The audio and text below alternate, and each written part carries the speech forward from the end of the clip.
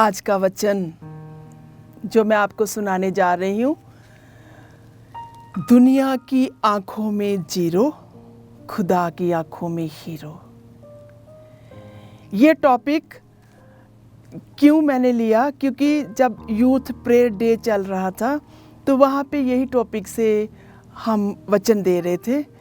और जब ये टॉपिक की बातचीत चल रही थी, दुनिया की आंखों में ज़ीरो, खुदा की आंखों में हीरो, तो एक यूथ ने प्रश्न किया, सिस्टर, महान लोगों का व्यवहार कुछ अलग से क्यों होता है? प्रायः लोग उन्हें पागल कहते हैं। उन्हें कितना भी सताया जाए वे शांत रहते हैं। अक्सर देखा गया है, सुना गया है, महान संत और पैगंबर बड़ी बुद्धिमत्ता से, प्रेम से उत्तर देते हैं। उनकी हर बात दिलचस्प होती है। उनका हर जवाब लाजवाब होता है। ये बातें थोड़ा समझाओ। तो मेरी सोच में था, मैंने उन्हें उत्तर दिया, वे अलग दिखते हैं। लोग उन्हें ज़ीरो कहते हैं। ये कोई बीमारी नहीं है, ये होशियारी है। वे पागल नहीं होते, वे ईश्वर के रमणीय होते हैं। ईश्वर उन्हें प्यार करता है। उनका व्यवहार कुछ ऐसा होता है ताकि लोग उनकी बुद्धिमत्ता को ना समझ जाएं। वे लोगों के सामने साधारण रूप से रहते हैं, किंतु वे ईश्वर को गहराइयों से प्रेम करते हैं। वे ज्ञानी होते हुए भी अज्ञानियों जैसे चलते फिरते हैं। तो वे अलग होते हैं, इसलिए उनका रहना या बोलना अलग होता है, क्योंकि उन्होंने उस ईश्वर को पा लिया है जिसकी वो खोज करते हैं। उनके चिन्हों को हमें पहचानना है। सबसे पहले हम देखते हैं उनके जीवन में ऊंचे लक्ष्य होते हैं। उन गोल्स को पाने के लिए वे कार्य करते हैं, परिश्रम करते हैं। पूर्ण आत्मविश्वास से वे भरपूर होते हैं। मन दयालुता से भरा रहता है। उनके मन में दयालुता रहती है, वो दयालु होते हैं। किसी को भी वो दुख देना नहीं चाहते हैं। दूसरों की सेवा उनमें कूट कूट कर भरी होती है। वे सच्चे भक्त होते हैं। वे सच्चे ईश्वर को जान जाते हैं। वे मानते हैं कि ईश्वर द्वारा इस धरती पर वे भेजे गए हैं। वे खुद नहीं आए हैं। उनके जीवन का मकसद खुद का नहीं है। उनके जीवन का मकसद ईश्वर है, और उस मिशन को वे किसी भी मूल्य पर छोड़ते नहीं हैं। उसे वो पूरा करना चाहते हैं। और ये लोग एक ऊंचे उत्साह से छुए गए हैं। और वे उत्साह क्या है? मत्ती का सुसमाचार अध्याय 6 पद संख्या 33 में हम पढ़ते हैं, तुम सब पहले ईश्वर के राज्य और उसकी धार्मिकता की खोज में लगे रहो, और वे सब चीजें तुम्हें यूं ही मिल जाएंगी। तो उन्होंने क्या कर लिया है? उन्होंने ऊंचे उत्साह को छू लिया है। और वो क्या है? ईश्वर के राज्य की उन्होंने खोज कर ली है। वे आसपास की चीजों से या चमकधारी चीजों से वो आकर्षित नहीं होते हैं। वो ईश्वर के प्रेम की ओर आकर्षित होते हुए उस उत्साह को, उस खुदा को छू लेते हैं। इसलिए उन्होंने एक नया रास्ता ढूंढ लिया है। उन्होंने खुद को परंपरा और स्थापित सूत्रों से अलग कर लिया है। उन्होंने ईश्वर के साथ निराला संबंध जोड़ लिया है, निराला नाता जोड़ लिया है। वे अन्य बुद्धिमान लोगों के समान कार्य नहीं करते। वे अलग से कार्य करते हैं। वे खुद से अलग हैं। उन्होंने सच्चाई यानी सत्य को ढूंढ लिया है। और वे सत्य क्या है? उनका ईश्वर। और उनका खास उद्देश्य यही है, मंद बुद्धि वालों की आंखें खोलना और उन्हें सत्य की ओर ले जाना। उनका बाहरी पहरावा, उनका बाहरी दिखावा उन्हें पागल सिद्ध करता है, किंतु जो उनका आंतरिक हृदय है, आंतरिक उनका जो मन है, वो ईश्वर का दिखावा करते हैं। तो आज हम थोड़े एग्जाम्पल देखेंगे। तो सबसे पहला एग्जाम्पल मैं देना चाहती हूँ, प्रभु यीशु हमारा मुक्तिदाता।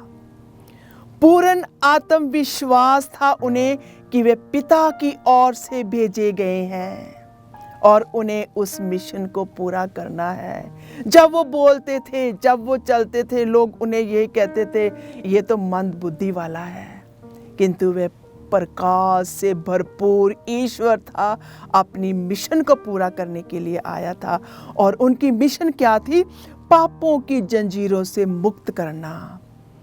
वचन में हम पढ़ते हैं संत मरकुस का सुसमाचार अध्याय 3 पद संख्या 20 से 21 में हम यीशु के बारे में सुनते हैं। वे घर लौटे और फिर इतनी भीड़ एकत्र हो गई कि उन लोगों को भोजन करने की भी फुर्सत नहीं रही। प्रभु यीशु बहुत व्यस्त थे, उन्हें खाना खाने के लिए भी फुर्सत नहीं थी, क्योंकि उन्हें मालूम था कि उनकी मिशन को उन्हें पूरा करना है। जब ईसा के संबंधियों ने ये सुना तो वे उनको बलपूर्वक ले जाने निकले, क्योंकि कहा जाता है कि उन्हें अपनी सुध बुध नहीं रह गई। मेरे प्यारे बहन भाइयों और यूथ लोगों जिन्होंने ये प्रश्न किया है, मैं उनसे ये कहती हूँ कि उनकी सुध बुध नहीं रह गई, ताकि वो अपने जीवन के बारे में नहीं सोचते थे कि उन्हें खाना खाना है, आराम करना है, किंतु वे हमेशा अपने मिशन पर चलते रहे।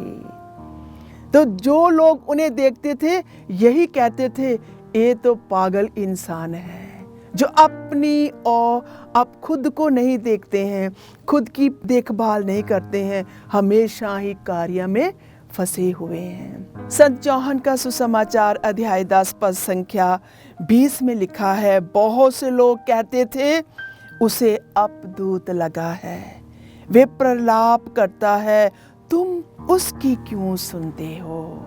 तो जब प्रभु दिल से अपनी मिशन को पूरा कर रहे थे, लोगों को चंगा कर रहे थे, लोगों के साथ ईश पिता के प्रेम को बांटते थे, तो लोग कहते थे इसे अपदूत लगा है, ये इसकी क्यों सुनते हो? बहुत अच्छा उदाहरण है कि प्रभु यीशु जब अपने जीवन को भूलकर पिता की राज्य को स्थापित कर रहे थे, तो लोग यही कहते थे कि ये इसने अपनी सुध बुध खो ली है। दूसरा एग्जाम्पल जो मैं आपको देना चाहती हूँ, असीसी के संत फ्रांसिस असीसी। उनका पहरावा एक भिखारी के समान था। ये एक अमीर घराने के थे, इनके पिता का रेशम का व्यापार था, बहुत धन था, बहुत अमीर थे, किंतु इन्होंने उस उत्साह को छू लिया, यानी यीशु को छू लिया। उन्होंने स्वर्ग की खोज कर ली और वे गरीबों के प्रति प्रेम करने लगे। उन्होंने अपने पिता के घर को छोड़कर स्वर्गीय पिता के घर को अपना लिया और एक पुरोहित के रूप में उन्होंने काम किया। वे भिखारियों के प्रति प्रेम दिखाते थे, गरीबों के प्रति प्रेम दिखाते थे। जैसे हमने देखा है, सुना है, संत फ्रांसिस जीव जंतुओं को बहुत प्रेम करते थे और उन्होंने अपना पूर्ण समय गरीबों के लिए दे दिया और प्रभु की मिशन को जारी करने के लिए उन्होंने घर बार छोड़ दिया। तो लोग उसे पागल कहते थे, ये कैसा इंसान है जो धन दौलत को छोड़कर गरीबी का जीवन जी रहा है। उन्होंने प्रभु को खोजा, उन्होंने प्रभु को अपनाया और प्रभु ने उनके द्वारा चमत्कार किए। बहुत सारे लोगों को चंगा किया गया, मुर्दों को जिलाया गया, पानी पर चले, बहुत सारे काम किए संत फ्रांसिस ने। और अंत में प्रभु के प्रेम के चिन्ह उनके हाथों में दे के स्टिग्माता, प्रभु के दुखों में वो शामिल हुए, क्योंकि उनकी पवित्रता ने प्रभु के मन को जीत लिया। तीसरा एग्जाम्पल जो मैं आपको देना चाहती हूँ, पादरी पियो। उन्होंने अपनी माता से कहा, मैं एक तपस्वी बनना चाहता हूँ दाढ़ी के साथ, और उन्होंने दाढ़ी रखी। ये एक अच्छा है कि मैं एक तपस्वी बनना चाहता हूँ। तो माता खुश हो जाती है। कहते हैं, इस तपस्वी ने भारी भीड़ को आकर्षित किया। लोग उसके पास आते थे वचन सुनने के लिए, पाक मिसा बलिदान में हाजिर होने के लिए, और बहुत भीड़ इसके पीछे लगी रहती थी। कहते हैं कि चर्च के कुछ अधिकारियों ने पादरी पियो की निंदा की, किंतु वे शांत रहे, विनम्र रहे। उनकी भक्ति का जो संदेश था, प्रसिद्धि फैल गई। लोग दूर दूर से उसे मिलने के लिए आते थे, और बीच में उन्हें मना किया गया लोगों से मिलने के लिए, और उन्होंने आज्ञा की पालना की। शारीरिक पीड़ाएं, आध्यात्मिक पीड़ाएं, आधिकारिक चर्च द्वारा परीक्षण और दंड का सामना करना पड़ा। उन्हें गलत समझा गया, हाशिए पर रखा गया, बदनाम किया गया, सताया गया, कैद किया गया, पवित्र मिसा बलिदान मनाने के लिए प्रतिबंध लगाया गया। फिर भी वे शाइनिंग स्टार जैसे रहे। उनके गुण उनका जीवन फलदायक बनाए। नम्रता, हलीमी, वफादारी और लोकप्रिय भक्ति ने उन्हें आधिकारिक चर्च की मानवता से काफी पहले ही संत घोषित कर दिया। उनकी प्रसिद्धि, उनकी भक्ति की प्रसिद्धि, कहते हैं पादरी पियो की आध्यात्मिक फलदायिता की गहरी जड़ ईश्वर के साथ उनका घनिष्ठ और निरंतर मिलन से पाई जाती है। उनका घनिष्ठ प्रेम ईश्वर के प्रति। आराधना में उपस्थित यीशु के पास वो घंटे घंटे बैठकर प्रार्थना करते थे। माँ मरियम से उनका अटूट प्रेम था। रोजरी माला को हाथों में लिए रहते थे, और उनका कहना है कि जब हम रोजरी को अपने हाथों में लेते हैं तो हम माँ मरियम के हाथों को पकड़ते हैं, और माँ मरियम हमारे साथ साथ चलती है। उनका अति प्रेम, अटूट प्रेम गरीबों के प्रति। वे प्रार्थना करते थे उनके लिए, उनके साथ बैठते थे, उनको वचन सुनाते थे, उनके लिए दया दिखाते थे। एक जगह पे मैंने पढ़ा कि जब पादरी पियो अपने घर से निकलते थे, उनके पाँव में दर्द होता था, उनके हाथों में, किंतु वे दीवार का सहारा लेते हुए बाहर निकलते थे और लोगों से मिलते थे। उन्होंने भी अपने जीवन में बहुत सारी चमत्कार दिखाए। उनकी भविष्यवाणियाँ बाय लोकेशन, यानी एक जगह से दूसरी जगह पर वो पाए जाते थे। वे रूहों को बचाते थे, बीमारों को चंगा करते थे। ये है संतों का जीवन, जो अलग सा जीवन चुन लेते हैं और ईमानदारी से ईश्वर को प्यार करते हुए कलीसिया का कहना मानते हैं, अथॉरिटी का कहना मानते हैं, और अच्छा जीवन जीते हैं। तीसरा उदाहरण हम देखते हैं साधु सुंदर सिंह। कहते हैं कि वे एक सिख परिवार से था। पहले वो यीशु को प्यार नहीं करता था, बाइबल को जला देता था, किंतु जब वो थोड़ा बढ़ने लगा उसे दुख महसूस हुआ, और उसने एक दिन कहा, प्रभु यीशु, अगर तू सच्चा ईश्वर है मुझे अपना दर्शन दे। और जब प्रभु ने उसे दर्शन दिया, प्रभु ने कहा, मुझे क्यों सताता है, मैं तुझे प्यार करता हूँ, मैं तेरे लिए अपनी जान कुर्बान की है। उस दिन से साधु सुंदर सिंह का जीवन बदल गया। वह दुनिया से अलग हो गया, परंपरा से अलग हो गया, परिवार को छोड़ दिया। उसे सताया गया, उसे जहर दिया गया, किंतु जहर ने भी उस पर वार नहीं किया। प्रभु ने उसे बचा लिया। जब हम परंपरा से, जब हम समाज से अलग हो जाते हैं, तो प्रभु हमें बचाता है।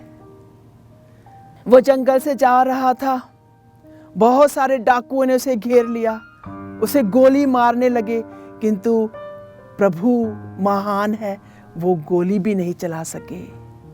डाकू भी हैरान थे क्यों उनकी गोली नहीं चल रही है।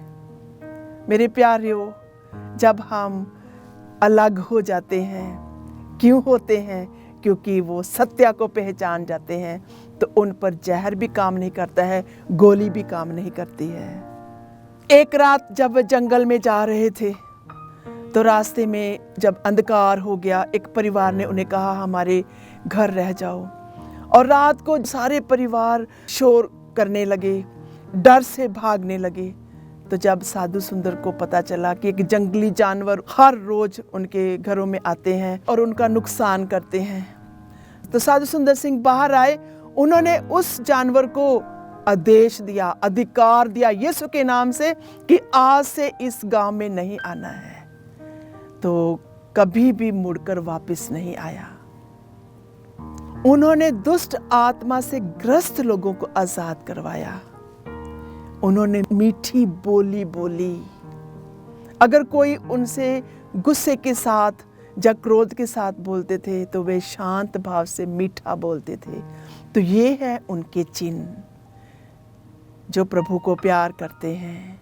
बाहर से लोग उन्हें पागल कहते हैं, उन्हें जीरो कहते हैं, किंतु वे ईश्वर के साथ हीरो बनते हैं। चौथा एग्जाम्पल मैं देना चाहती हूँ संत जॉन मेरी वियानी के बारे में। कहते हैं वे पढ़ाई में जीरो था, किंतु ईश्वर की हजूरी में वो हीरो था। उस संत ने प्रभु की भक्ति की और पवित्र सैक्रामेंट के सामने बैठकर आराधना की। कहते हैं कि उनके अधिकारियों ने भी उन्हें पुरोहित बनने के लिए मना कर दिया था। कोई भी ये नहीं चाहता था कि वो आगे बढ़े, किंतु उसकी तीव्र इच्छा, उसका प्रेम ईश्वर के प्रति सब बाधाओं को पार डालता है और वो एक संत बनता है। उसने प्रचार नहीं किया, वो घंटों घंटों सैक्रामेंट के सामने बैठकर लोगों का इतराफ सुनते थे, पाप स्वीकार थे और बहुत सारी आत्माएं उन्होंने बचाई। उनका बाहरी दिखावा, उनका देख रेख, जब लोग उसे देखते थे कोई भी नहीं सोचता था कि वे एक महान संत है, किंतु उनका गहराइयों से वो ईश्वर के साथ एक महान संत थे। मेरे प्यारे भाइयों और बहनों, आओ आज हम ईश्वर के साथ हीरो बने और अपने जीवन की जो भी परेशानियां हैं, जो भी पाप हैं, जहां हम ईश्वर से दूर हैं, जब हम ईश्वर को प्यार नहीं करते हैं, जब हम दूसरों को पागल सिद्ध करते हैं, क्यों? क्योंकि उन्होंने उस उत्साह को, उस ईश्वर को, उस सत्य को पहचान लिया है। हम भी इन संतों के समान ईश्वर की खोज करें और इन वचनों पर अटल रहें। सबसे पहले ईश्वर के राज्य और उसकी धार्मिकता की खोज में लगे रहें और ये सब चीज़ें तुम्हें यूं ही मिल जाएंगी। संसारिक प्रेम, बाहरी प्रेम, सांत्वना, हर चीज़ हमें मिलेगी जब हम ईश्वर के साथ जुड़े रहते हैं। आइए हम प्रार्थना करें। हे पिता ईश्वर, आज मैं सब लोगों के लिए प्रार्थना करती हूँ, तेरी बनाई हुई सृष्टि के लिए प्रार्थना करती हूँ, हर भले इंसान के लिए जो इस समय तेरे वचनों को सुन रहे हैं। सभी आत्माओं पर अपनी ज्योति जलाओ प्रभु। सब आत्माएं तेरी ज्ञान में आगे बढ़ जाएं। सब जन जो इस समय तेरी खोज में नहीं है, जिनके मन बंद हैं, जिनकी बुद्धि बंद है प्रभु, ज्ञान का दरवाजा खोल दे प्रभु, ताकि हम अच्छे लोगों में अच्छे चिन्हों की पहचान कर सकें।